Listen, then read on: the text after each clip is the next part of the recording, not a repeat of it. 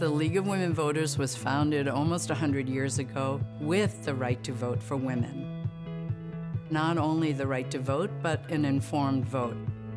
You need to know everything about that candidate. You need to be able to ask that candidate questions. I think that the organization is going to continue to attract a diverse membership, and I think that that will help us in working toward the goal of better representation for everybody. There's a wonderful opportunity here for people who are younger to come and learn from women who have been part of social movements for years and years. It's our job to be a mentor to the newer members because they're the ones, after all, that are going to be carrying the banner of the League into the next 100 years. We stand for the nonpartisanship that we should all have as leaders in our democracy today.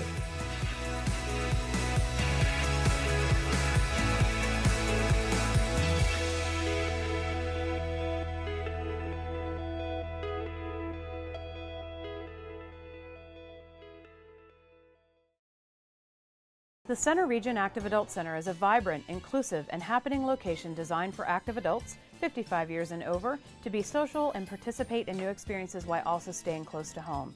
We promote healthy aging through our many activities and health forums, as well as lifelong learning through classes and social interaction that suit almost any lifestyle. Whether you prefer line dancing followed by a walk, or a game of bridge and a meal, the center is sure to have something for you. Visit crpr.org for more info. You're watching CNET, Center County's Government and Educational Access Network. Organize. However, before you do that, we have two new members joining us on the Planning Commission. We have Daniel Morrow and James Prowant, and we have Kristen Zonjak, who will also be joining as an alternate. So if you guys want to say anything, introduce yourselves. James Prowant.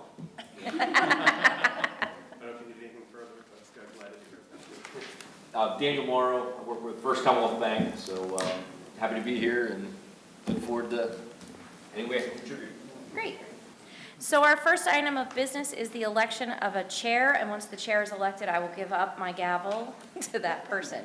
So our chair from last year was Richard Smith. He is no longer on the Planning Commission. He hit his term limit. Oh. In that case, I'll nominate Bill to be Second. the chair. Okay. Are there any other nominations? All right, all those in favor say aye. Aye. All opposed? Bill, you got it. I'll pass the gavel. All right. Congratulations. Thank you.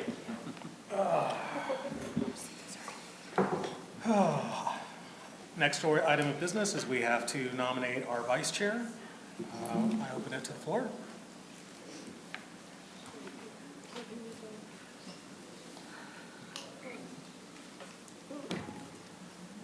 So are you actually moving, or? Moving. So if I do the standard, hey, I nominate Jim Payne, you're going to say? I decline. Okay. That's what I was thinking. In that case, I would move to nominate Ellen Foreman. I'll second it. Are there any other nominations from the floor? Hearing none. All those in favor? Aye. Okay, now for the role, you've elected Ellen Foreman as vice chair. For the role of secretary, we have nobody that has been secretary before here, so it's going to be open nominations. So I open nominations for the role of secretary. I nominate Debbie City. Second. Can I decline? You can. I'll tell you that as secretary, you don't actually have to do anything because staff takes care of the minutes. Okay. Yeah. All right. It's a very easy job. Okay. Once in a while, I come down to the office and sign papers. Okay. Yep. You got it. All those in favor of Debbie? Signify by saying aye. Aye. Thanks, guys. All right. Congratulations, Debbie, on being the secretary. You get to come in and sign all the paperwork when There it's you go. approved. I can do that. And our final role for alternate secretary. I open up nominations to the floor. I nominate Sharon Collins. She can't hear you on Zoom, so she can't say no. So she can't say no. Okay. Yeah, Seena's working on Do that. I have a I'll second? second that one. Hearing a second? And since we've lost Zoom completely,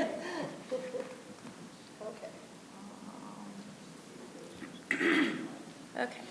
I'll give them a few seconds to see if they get Zoom back up and running. Unfortunately, they won't be able to. What was Sharon nominated for? She's Alternate alternate secretary. secretary. I will let her know. Oh, we haven't voted yet. All those in favor of Ellen as alternate secretary, signify by saying Sharon. aye. Sharon? Sharon. Aye. Aye. And with that, we have elected our group. Congratulations, Sharon. We still can't hear us. Okay. So with the election of the officers comes the meeting dates. The meeting dates are posted as follows. February 3rd, 2025, on our sheet and as the agenda. Does anybody wish to make any changes to that? Or make any suggestions for changes to that? These all have to be publicized in advance, so it'd be helpful if we don't make any changes. And if you're okay with the 5 o'clock start time, or you want to move it up or back, that's also fine as well. We just Can need I to make know a that. motion to move it to 4:30? Sure. Can everyone else do 4:30? Can everybody do 4:30? Yeah. I'll second Okay. it. Okay. All those in favor of 4:30, say aye. Aye. Let the record reflect that we are now meeting at 4:30. As well as the work sessions, we don't typically have the work sessions all the time. They are there just in the event that we need a work session. As always, it's easier to have them posted and not need them, as opposed to going through and posting them when we need them. Okay. Are there any questions about the meeting dates? If not, we are moving forward to section of representative to the Center Region Planning Commission. I was placed on the Center Region Planning Commission. That is a term of 2 years according to the CRPC. Would anybody like to be nominated for that position? I do know that they want to try to have us doing 2 years now. I'm okay with holding on to that for 1 more year. Yeah, it should just. Okay. What? All those in favor of me keeping it, say aye. Aye. Aye. All right, carries. All right, now to section 3, approval of the minutes. A motion to approve the minutes. And I will go ahead and second that. All those in favor signify by saying aye. Aye. All those opposed? All those abstaining? Okay, moving on to public comments. This is the point now where if the public would like to make any comment about anything that is not already on the agenda, please feel free to do so now by heading to the lectern. Staff, we are still at 3 minutes or 5 minutes for? 5 minutes. We are at 5 minutes for public comments. If we want to wait 1 second, we're still trying to address this sound issue, so Okay. I just want to make sure before we get to the meat of the agenda, For once, I'm actually being told to slow down. yes, that won't happen again. I know.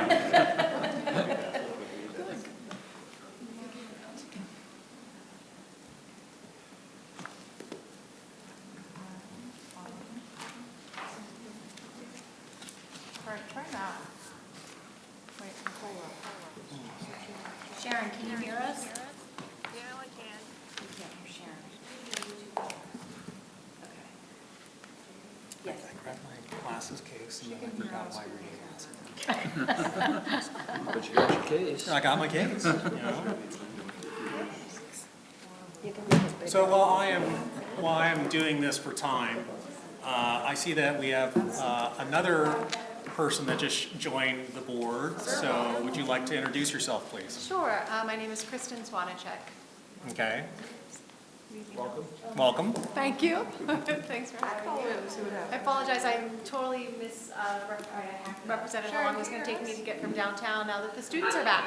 Oh, great. And by the way, we're now starting at 4:30. We'll take it. We can hear you now. So, And congratulations, you were alternate secretary. appointed to alternate secretary. You don't have to do anything, Sharon. It's an easy job. I can say that for sure. Only if you promise. Well, I promise. If you have to do something, I'll buy you a cookie. Okay. All right. So now that we have Zoom up and running, let's go ahead and get reacquainted with public comments. Does anybody in the room want to make public comments? This would be for items not on the agenda. Not on the agenda. Going once for here. Anybody out in the World Wide Web? Hearing none, moving on to J&N Outdoors Preliminary Final Subdivision Plan. Would staff like to take it away here? Yes. Yes, thank you. I can. All right, J&N Outdoors. So Ryan Nagel, on behalf of this client, has submitted the preliminary final subdivision of Tract 3RR lands of J&N Outdoors LLC. This is located on Meeks Lane, tax parcel 18003-044. The applicant is proposing to subdivide 1.25 acres. Sewage planning module has been submitted and reviewed by the SEO and CRPA staff, and we are recommending approval of the plan. Let me get to that plan. And show everybody. Yes. Any questions for staff while I find this plan? Now, I understand that this one was the one that it's outside the sewage boundary, so it's, okay. That is correct. They did submit a planning module. Their issue with the site, it wasn't the parcel that they are creating, it was the existing trailer that is on that property. They had a failing system that had to be corrected and mitigated. So that was done as part of this subdivision. So, and I would just say one thing in general, and I meant to say this before we got to the plan reviews, just for the benefit of our new members, when we review plans in Patton Township, the Pennsylvania Municipal Planning Code sort of guides what we can and cannot discuss. So plans in Pennsylvania that meet our township code of ordinances generally cannot be denied. If they're denied, you have to give a specific reason and opportunity to cure. So as you're looking at all the plans that come before you, professional staff is reviewing to make sure that these are meeting our ordinances, and that's why we try to keep our comments to the ordinances themselves. Typically, we would get a comment at the beginning of someone's term about what's it going to look like. I don't know what it's going to look like. Well, we're not allowed to really ask what it's going to look like. So, just wanted to make sure everybody understood that. With that, I'll open up to any other comments from the Planning Commission. My only questions it's just because I didn't understand about all the riparian buffer. Where is the water? Like, is there water on the property itself, like a stream or? There is a stream. I'm just going to pull up what it is. I can't get to it. So part of the subdivision land development plan process, the applicants need to identify all intermittent streams, any type of drainage coming off that property. As such, if a stream is identified through the subdivision and land development plan process, there is riparian buffer regulations. So essentially no development is permitted within 50 feet on either side of that identified stream.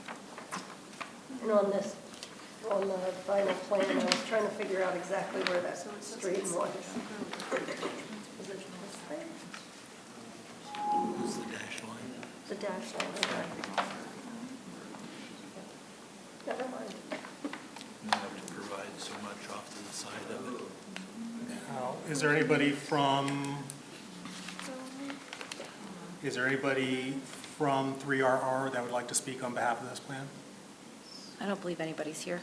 Okay. Are there any more questions? I had a question. So I know off of Blueberry, I think it's Blueberry Crossing, there was marshland in there and building became kind of an issue with moisture in basements. Do we have this corrected? Is it being by the stream? Is it the setbacks have all been approved? Yeah, let me show, let me share my screen here.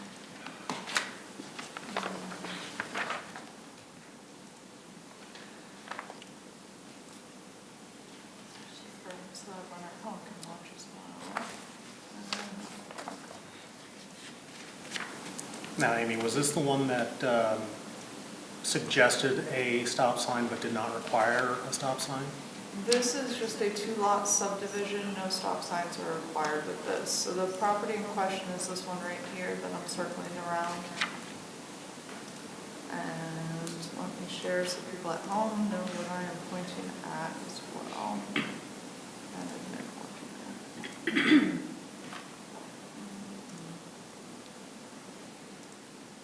All right, can everyone at home see this map as well? So the property in question is this one right here.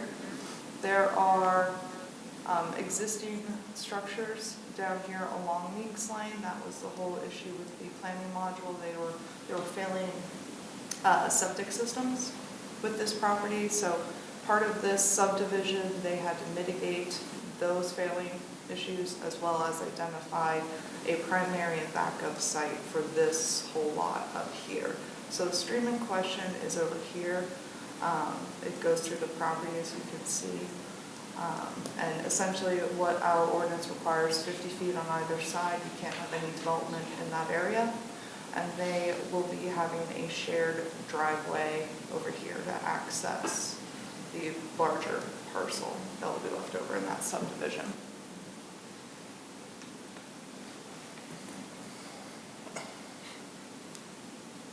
Any other comments from the board? Any other questions? Any concerns from staff? The only one was the planning module. Let me address that. Okay. Can I have a motion on this?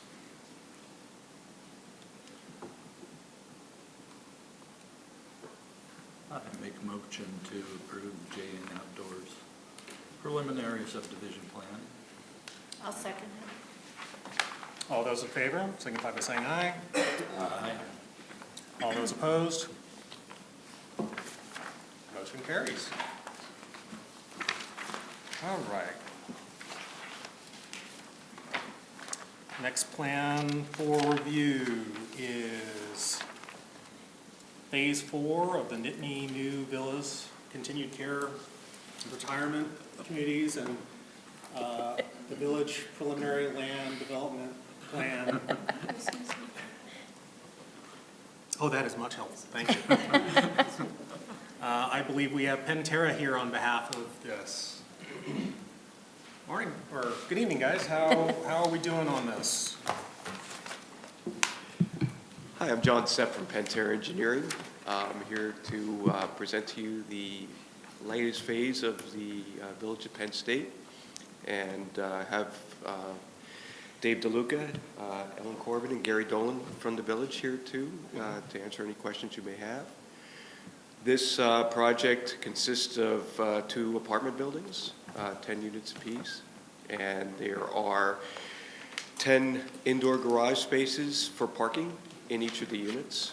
We also have covered parking spaces exterior and a couple of spaces that are not covered as well, and one of those is an EV charging station. We are providing for the 20 units a net of 43 parking stalls, which is just 3 stalls shy of the township's requirements for regular market communities. We have a waiver on this project that's been in existence since the first phase that allows a deficit of up to 50 parking stalls for the community. We are under that number with this phase, and as I said, we're almost with this phase on its own at the number that's required by the township.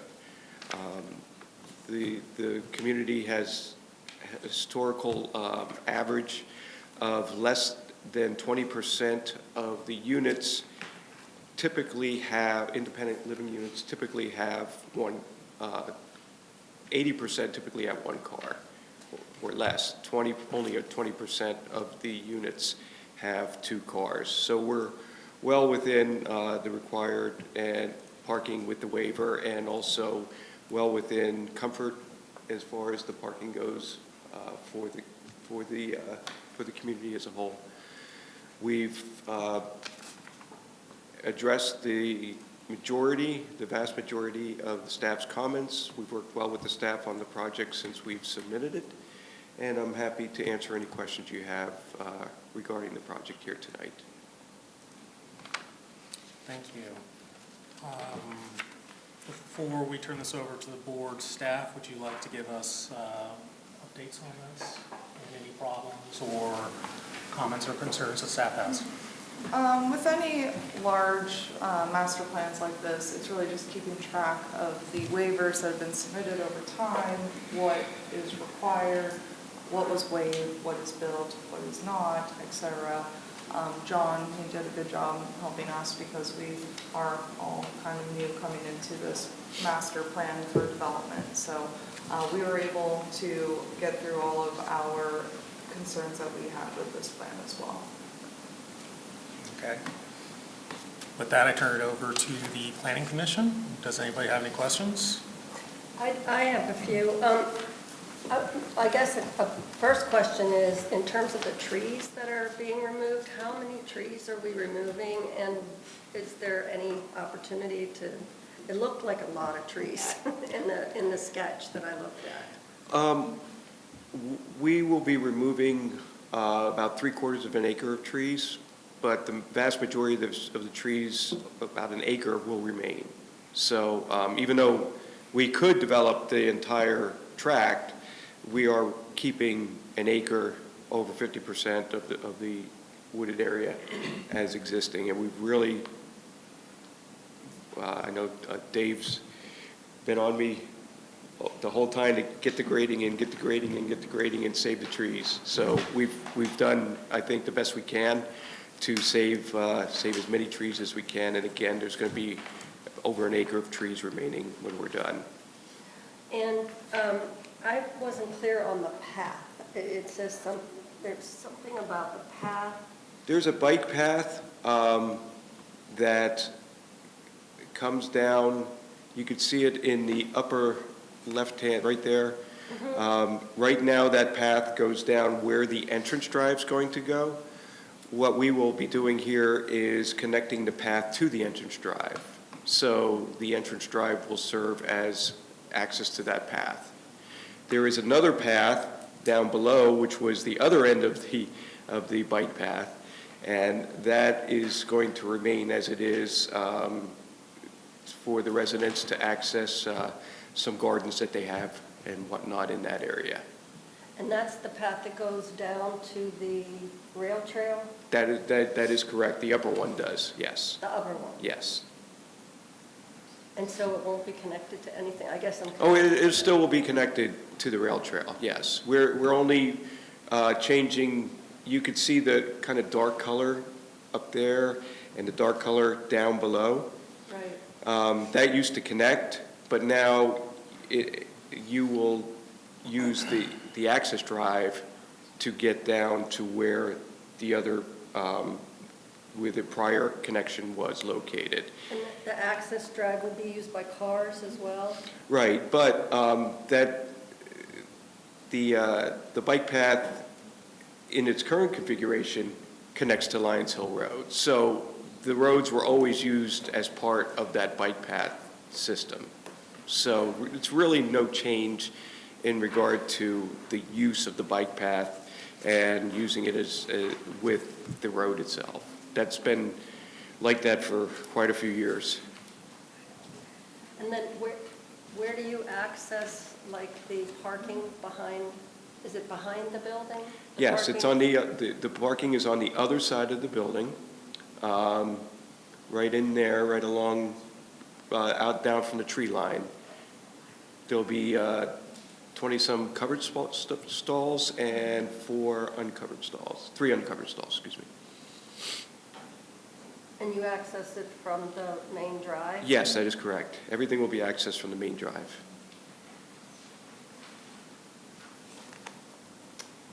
Basically my questions. Any other questions or follow-up questions?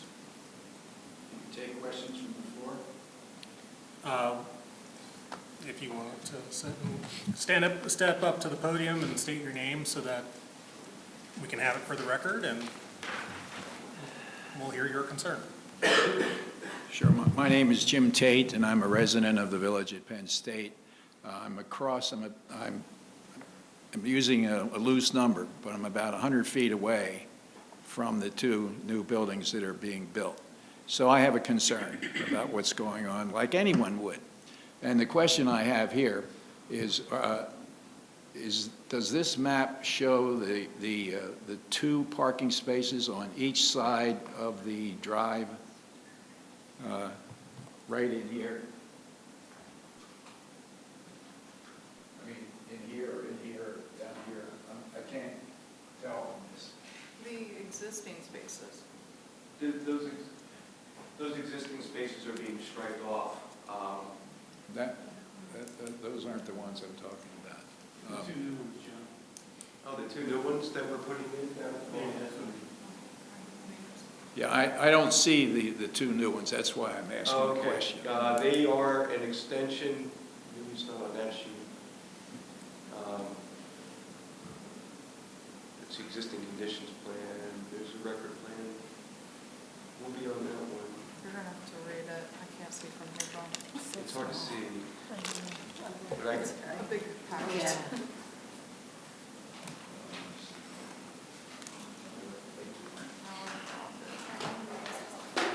If you go back to sheet 3, I think it'll be on it, Jen.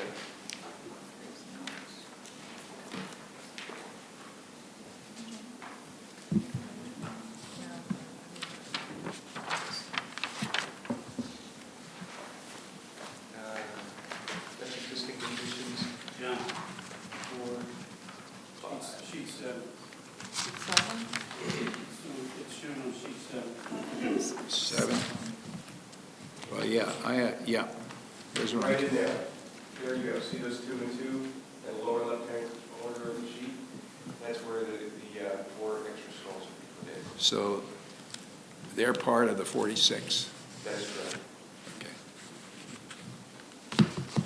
Okay, that's the extent of my questions on parking. Where's your home, sir? Where is your home? On which, I can't hear. oh, I just said, where is your home? Is it?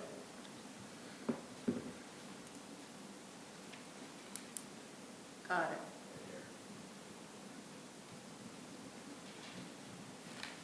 So just to clarify, are any of the parking spaces that are already in that location, are those being moved or not being moved? There are 6 parking stalls right there that are being striped off and eliminated because it's right at where our new access road comes in. So those 6 are coming out and we're putting 4 on right to the west of it.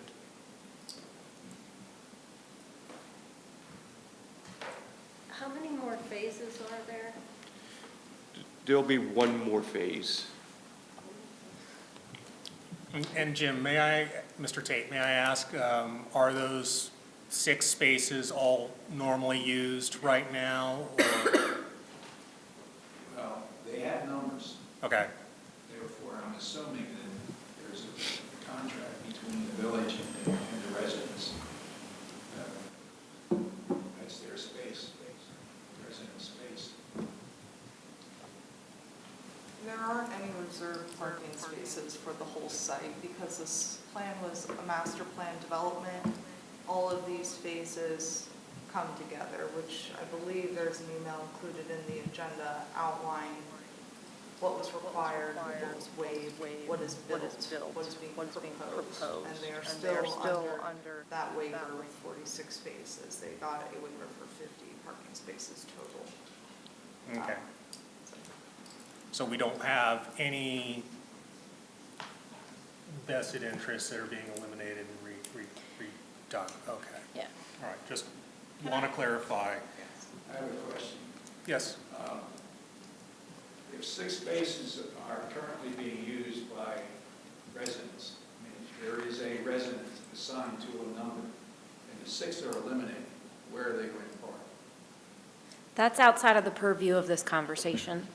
The planning commission, that's out of the purview of the planning commission. That is an internal matter for the village at Penn State to address.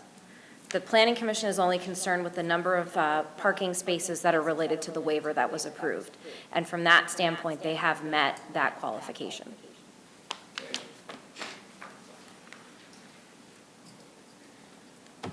Okay. Are there any other questions from the board? And staff's recommendation on this? Recommendation is for approval of the plan to go to the Board of Supervisors for approval. May I have a motion? Somebody else's turn. Ellen, you're the vice president. Then I would move to send this to the, to approve from the planning commission, send to the Board of Supervisors. May I have a second? I'll second. Okay. All those in favor, signify by saying aye. Aye. Aye. All those opposed? Thank you. Thank you very much.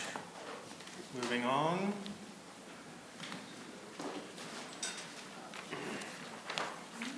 Number 7, request for conditional use permit for drive-through use. Staff, would you like to introduce us to this? Let me see, we'll set this up so everyone can see this. Let's go screen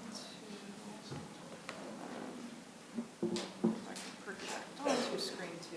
Yes. All right. Conditional use permit for drive-through use. So if, as planning commissioner, you may have been at our meeting this past summer. It was with the board of supervisors and the open space committee. We kind of went over this idea of conditional uses in relation to the school district.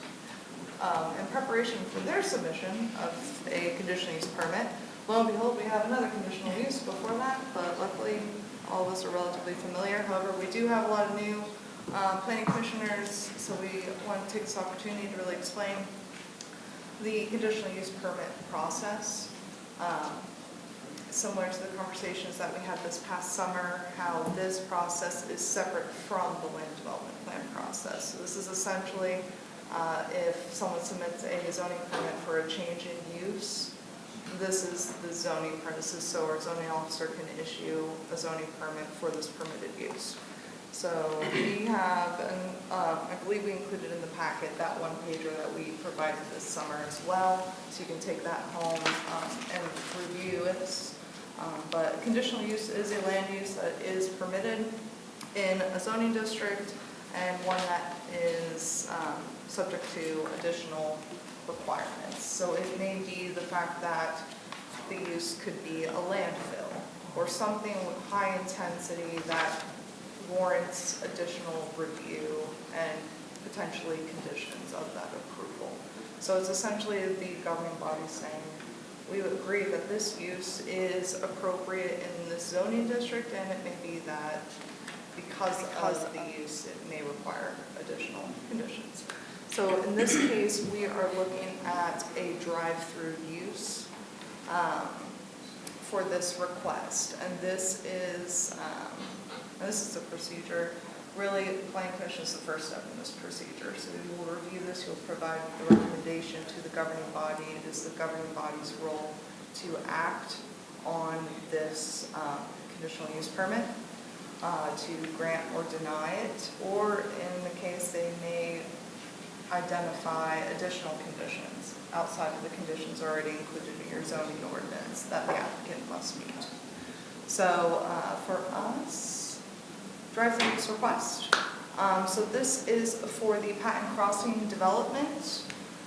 This is essentially the 28.4 acre site. This is, I believe, phase phase 2B. It's about 3 acres on this site that is a little less. We'll get to a plan so you can see it. And there was a conditional use packet included in your agenda with all this information as well.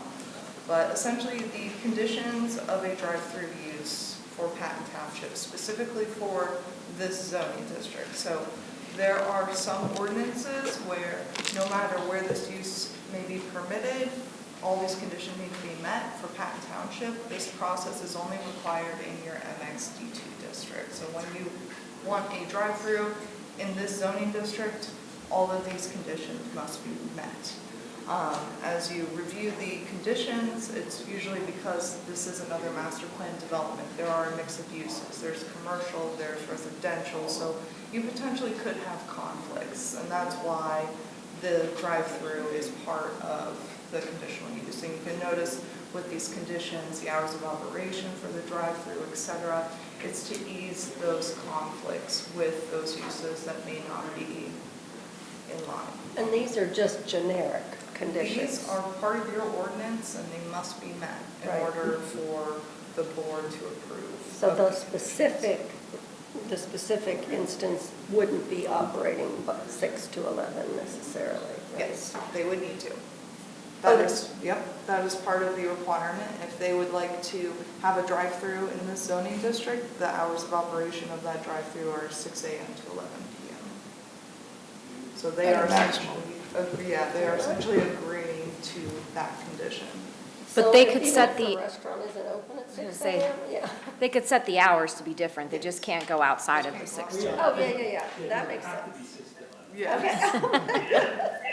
Okay. That's scary. So,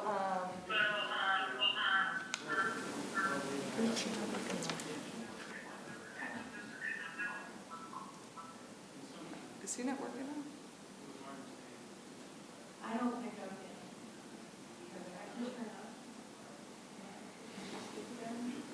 Can you hear me?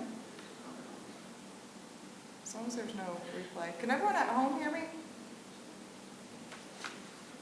Sharon? No. No. I don't want us to listen to my echo. Do you want me to turn down the projector? Looks like it's Nicole Hartner's. Can you mute everyone else? Let's mute that. And then if they want to talk, hopefully we can see them rise to the top. All right, so specific conditions as outlined in your MXD ordinance for drive-through uses, they must be clearly shown on the master plan for the site, so they were included. We have the master plan ready to look at. They minimize the disturbance to residential units. They have hours of operations for the drive-through uses, can't go beyond 6 a.m., 11 p.m. They need to be sited in a manner that minimizes disturbance to those adjacent residential units. There's a lot of pedestrian safety aspects when the drive-through uses are sited. A lot of these master plan developments, because of these mix of uses, they're trying to promote pedestrian activity and connectivity. They also don't want any car and pedestrian conflicts either. And then additional, there are loading length requirements for the vehicles. They can't be blocking roadways, et cetera, for the use. So in this instance of the drive-through use at this location for Patton Crossings, they are meeting all of these conditions, which is great. That is what is required. In addition to that, staff, when we do our review of these types of uses, we will look to see if there are any other conditions that may be warranted with permitting this use. After review by staff, we did not identify additional conditions.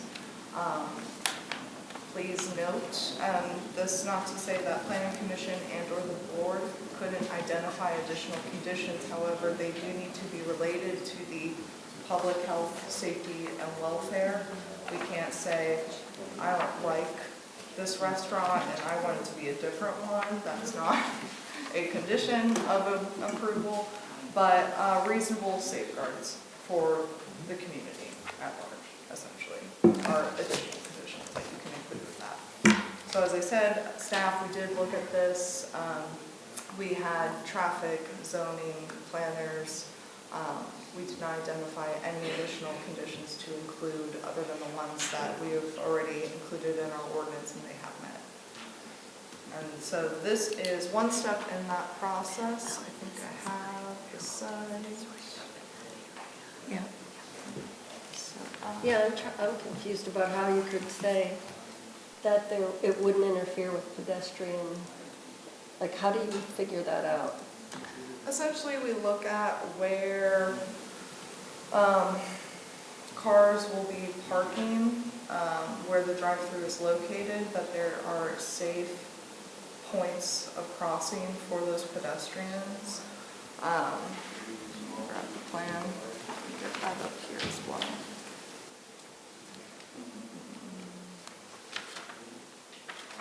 So, I am not familiar with CAVA, so can somebody explain to me? Really good.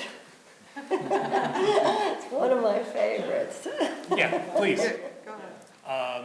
But what I'm more concerned about is, the number of the throughput that we're gonna be seeing Not there. like Chick-fil-A. So, Yeah. my name is Tony Fruchtel. I'm with Pantera Engineering, with civil engineer for this project. So this is the Patton Crossing site right next to, across the entrance drive from Aldi there. It'll be a Kava restaurant there. It's Originally, we said it was gonna be a bank, right? It was originally a bank, that's correct. The bank is not happening at this point. So, We don't need another bank. Jen's got the layout for us.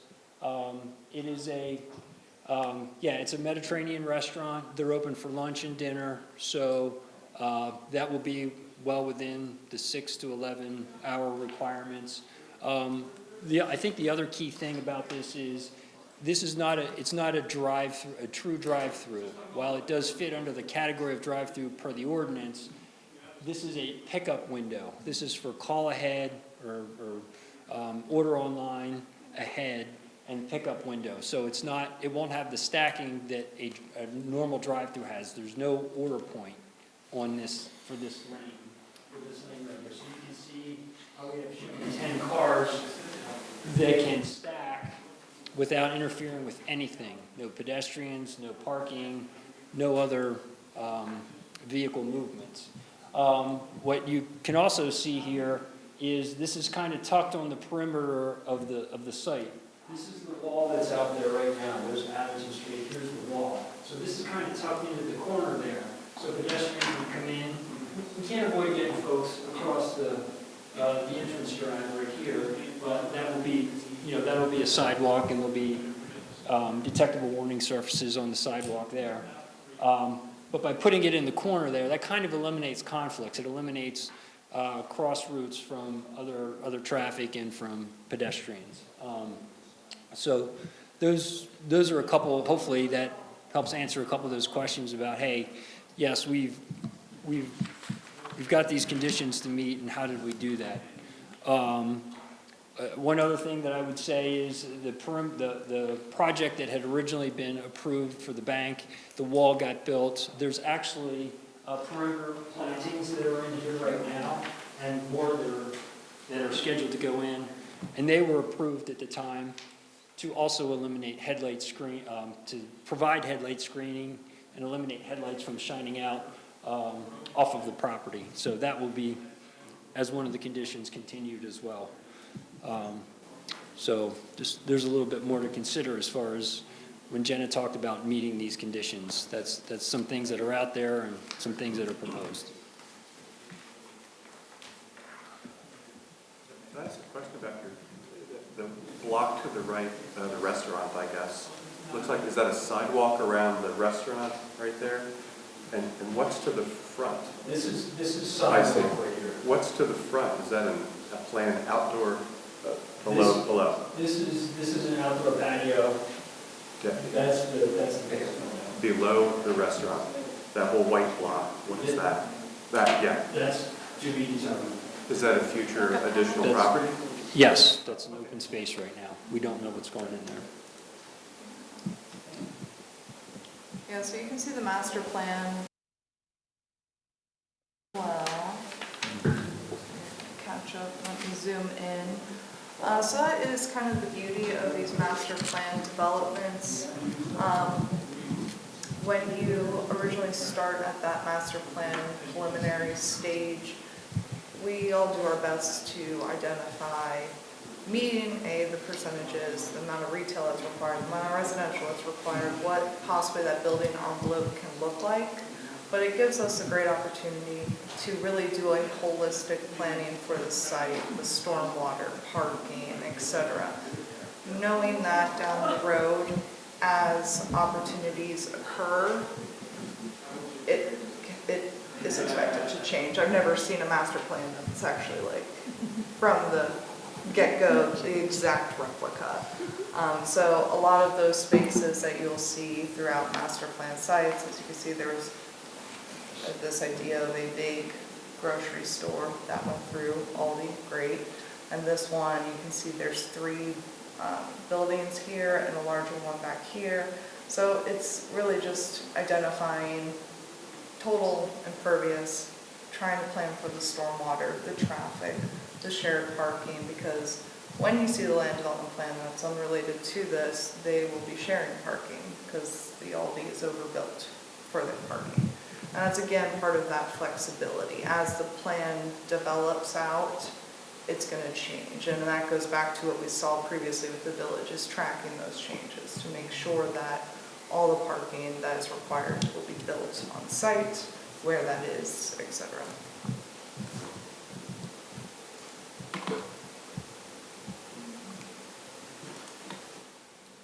I just think from a planning standpoint, having a drive-through on the going cross traffic as opposed to being on, just left-hand turn with traffic. That said, no concerns from staff? No, we passed it around to our traffic engineer, everyone. And like I said, I don't know what Kava's numbers are. That's usually what I get concerned on any sort of drive-through, is what is the throughput. And like you said, this is takeaway, so in theory, all the order should be straight out the window. I mean, it's mostly don't most people go and sit in there and eat inside? Yes. It's not really a takeout place necessarily. I wouldn't call it that. There's one, I think, in Lancaster, if you want to go check it out. Do you see? I've not been there. James, it looks like you have a question. I don't know if it would make a difference, actually, but just out of curiosity, let's say Kava leaves, and Chick-fil-A comes in and has a traditional drive-through, which has just been wonderful. Do they have to come back here, or do they get to use this conditional use approval for a drive-through? So conditional uses, they run with the land. So that's the one thing that I do caution everyone with. And as staff, we were cautioned of that as well. Like, it's all great that this is Kava's business model, and that works for them. Right. They could go bankrupt next month, and we have Dunkin' Donuts here. So basically, it's approving Chick-fil-A. Okay. Is there ever, with the conditional use permits and how that connects to zoning, and obviously, I know later phases, there will be residential units in there. I know that's probably years away, but if there was ever an issue when those, commercial and residents marry, is there ever an opportunity to revisit that? Like, if at that point, this drive-through is more than we thought with the pedestrians and the residents living there? Yep, and Michelle and I talked about that a lot, because that's the beauty of the zoning district. Anytime that a drive-through is proposed, and you'll notice those 3 buildings along the end are all drive-through uses as proposed, we get to go through this process again. Okay.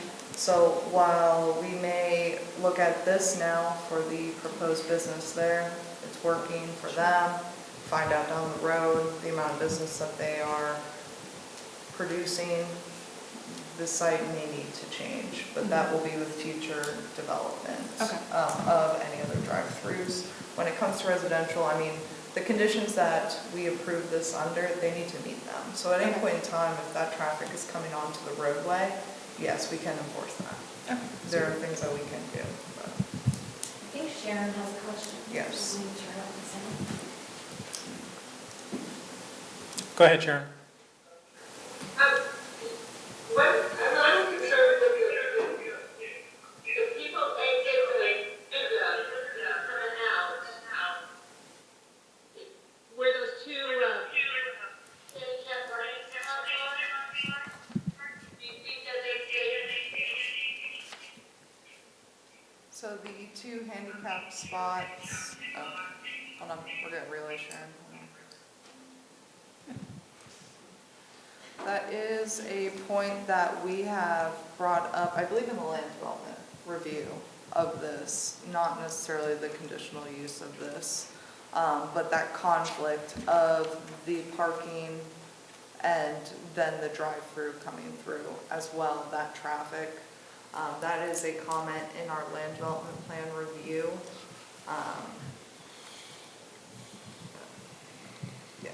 Yeah, and we're looking at that, reconfiguring the exit point, adding a stop sign there at minimum, so the folks exiting have to stop and respect the people that are parking in those parking spaces. So that has been brought up by staff. Okay. Are there any other questions or comments? Okay. Do we need to approve this today, or do we need to? Yeah, so you would want to make a recommendation today because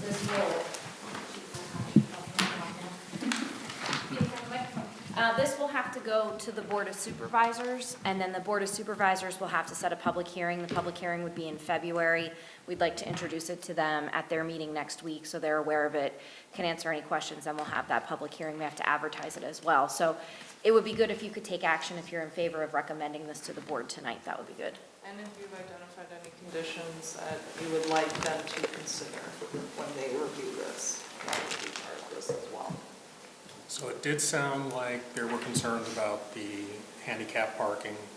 Does anybody want to form that into a thought to give to staff? You said that the handicap, they had stop signs at the entrance, correct? No, not right now. One of the same concern was brought up in the review from staff on the land development plan. And initially looking at it from the developer's perspective, we thought, hey, getting stop signs at that exit point, so when you're coming out of that drive-through, you have to stop. That way, if anybody's getting in or out of those ADA spaces, you have to let them go. Then you can make your move.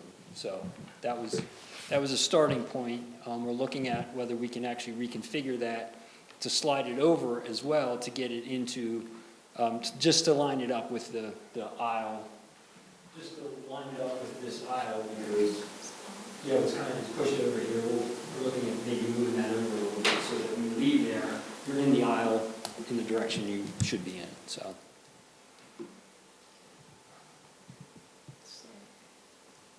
we could make a motion to send this to the Board of Supervisors with the condition that you consider an alternate approach to the handicap parking situation. I vote to move forward. Okay. Second. All right. So we have a motion to approve with the condition, and we'll turn that over to staff, because staff seems to be on the same page as us to come up with some remedy for the disability parking, handicap parking at Dearman, correct? Why is the lawyer looking at the banker, looking for a for that interchange there? Yeah. Do I have, so we already have the motion, we already have the second. Call the question. All those in favor, say aye. Aye. All those opposed? All right, the ayes have it. Very good. Thank you. Thank you. Thank you.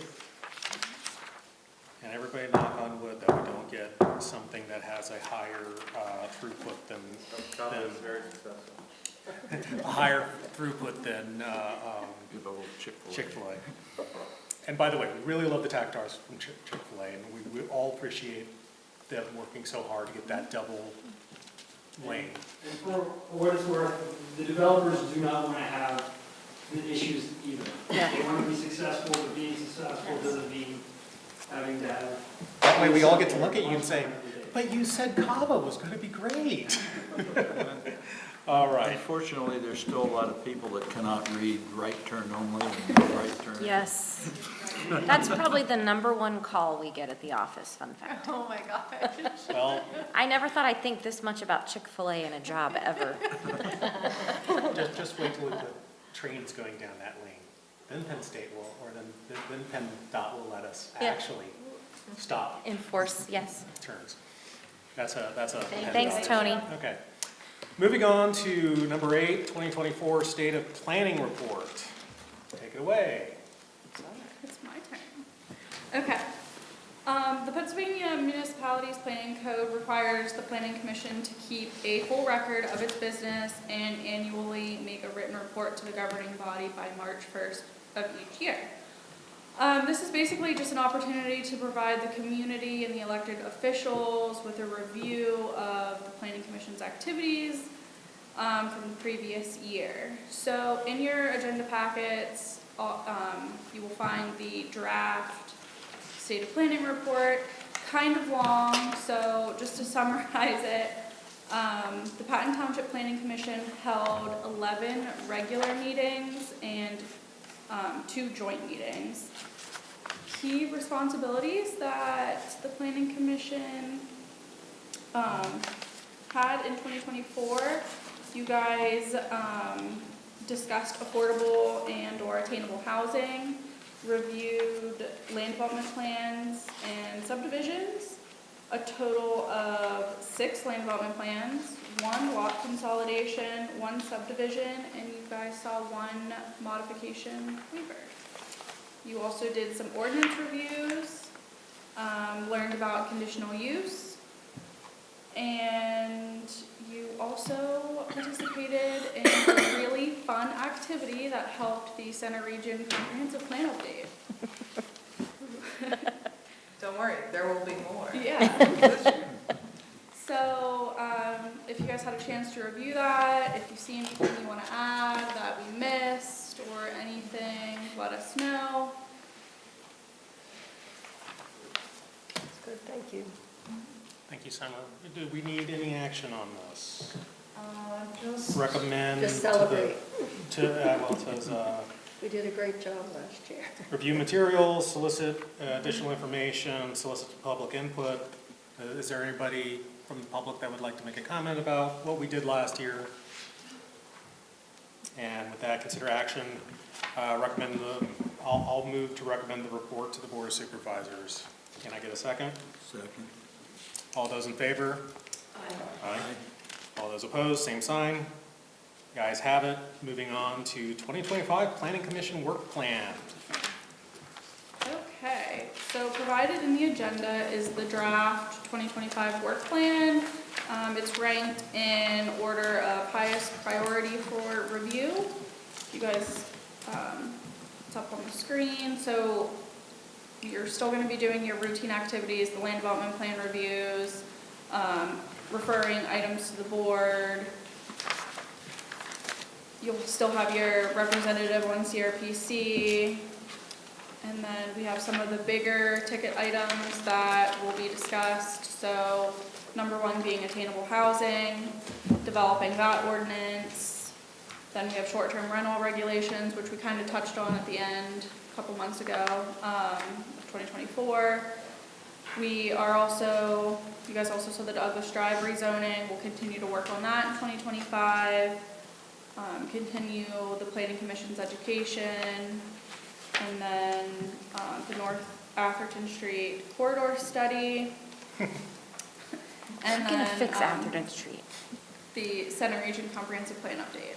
Which will be a big lift this year. Majority of last year, we had open the survey. Now we have the survey. We're going through all the data as we speak. That will be in front of CRPC and Lucy on Thursday. From that, we will be having a lot more meetings on that big. But the plan is the idea is to have the plan finished by the end of this year? Or? I don't think that is a reality. And for me, I go off of quality over anything. So with any planned development, things happen, and you have to spend extra time here that you didn't think you would have when you were planning it out. I would estimate at this point Q1 or 2 for adoption next year.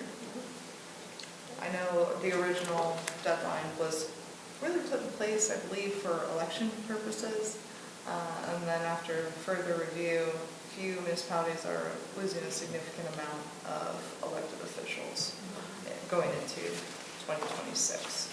So I feel comfortable. I think that's the biggest thing that we really wanted to maintain that, I guess, the familiarity with this process. That's why for CRPC, they are 2-year terms. I know pretty much all municipalities, every year there's a new person. Specifically for this year, we're trying to keep everyone who was there last year just because they're familiar with where we are in the comp plan process. So. It's always great when Mike starts twisting your arm and says, "You're going to be back next year, right?" Yeah. So, all right. Action on this. So, review. We've reviewed the materials, solicited additional input needed from staff, which we have. Does anybody want to add or amend or add or discuss? Because I can almost guarantee that we won't get through any of this as seems to be habit each year. We'll get through some of it, perhaps not all of it. We'll take the time. I wouldn't say any of it. I will warn the new board members that be prepared for short-term rental regulations being a hot button item. My ear got talked off by several people after that meeting, and that was just let's see if we can poke the bear. And yeah, we poked it. We poked it. So be prepared for that. Read up on all of that. And don't say duplexes. Nope. Multi-residential dwelling. With that said, does anybody have any suggestions of something that they would like to cursorily take up? Because if we get it on the list now, you might get to hear about it in 3 or 4 years. Bill. I am a pessimist. I am not. We did talk about looking at commercial, didn't we talk about looking at the uses In the commercial zoning. Yeah. Yeah, that's something we can definitely talk about. Probably not for this year, just because of the big housing stuff we have. We can add it on for next year, yeah, for sure. We'll And age out.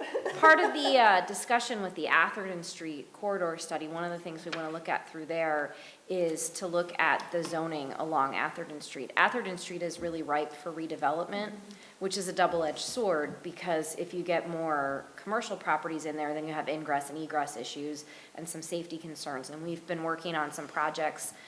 Myself and Chief Jolly are actually going to be going to Harrisburg to testify to see if we can get automated speed enforcement cameras placed along Atherton Street at some intersections to try to make it safer. So it's a double-edged sword all the way through. So I think as we start that corridor study, if we were to apply for a grant, as we start that, then we'll be able to wrap into the commercial zoning districts as well, because that is commercial through there. Don't know how I feel about AI telling me what my speed is and then giving me a fine for that. All right, that said, I will move to send this up to the Board of Supervisors. May I have a second? Second. All those in favor say aye. Aye. All those opposed, same sign. All right, the ayes have it.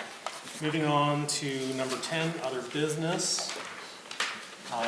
This is going to include any extra meetings or anything like that. I would like to take this opportunity just really quick and say that, that Mike has let us know that through the transportation study that we are the number 1 and number 2 and number 3 routes for CATA are located here in Patton Township. So for anybody that wonders what else we can do for traffic, if we got rid of CATA, you would have all those students right back on our streets.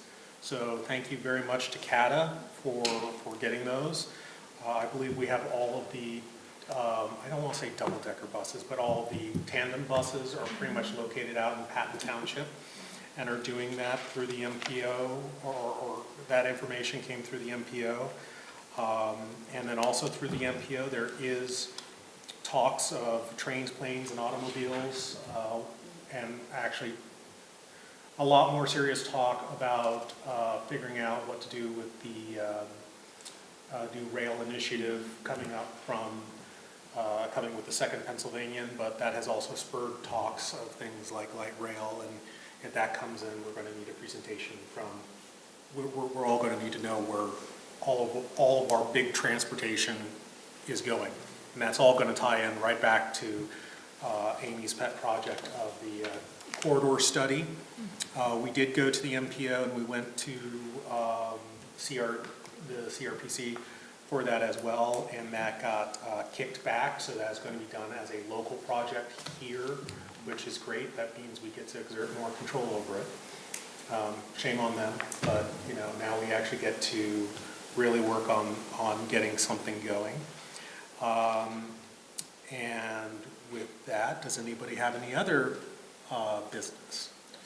We'll circulate, yes, and we'll circulate the list for, we have a member of the Planning Commission who comes to the board meetings once a month to give an update to the board. We'll circulate a list for everybody to sign up for what months you want to take to come. It's a very easy list. You basically tell them what you did at this meeting and they can ask any questions that they have. And we'll nominate Jim for January, February, March. Yeah. I'll be busy. Well, is this your last meeting with us? No, March 4th. March 4th. Third Okay. or 4th, whichever. Well, then we'll have to send you with a proper send-off. But thank you very much for your service. It's been wonderful having you next to me and seeing what sort of trouble or headaches that we could give the previous one, now Amy, together. So I'm looking at you, Baker. You're going to have to help out with the department or something, or the PMI or James. Okay, so with that, I say let's get this adjourned. All in favor, say aye. Aye. We are adjourned.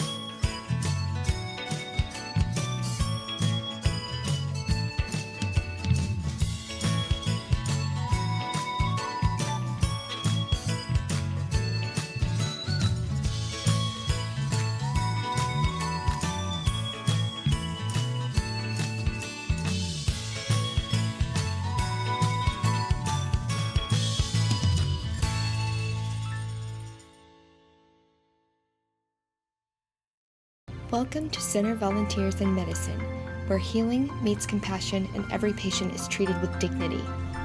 Our new facility is designed to provide free quality healthcare to those in need. But to continue our mission, we need your help. Whether you're a healthcare professional or someone with a passion for helping others, there's a place for you here. And for those in need of our services, we are here to help. We provide quality medical, dental, and behavioral health care, as well as case management and prescription services, all free for those who qualify. But we can't do it alone. Your donation can make a difference in the lives of those who need it most. Center Volunteers in Medicine, caring, compassionate, and committed to our community. To learn more about becoming a patient, a volunteer, or supporting our mission, please visit www.cvim.net.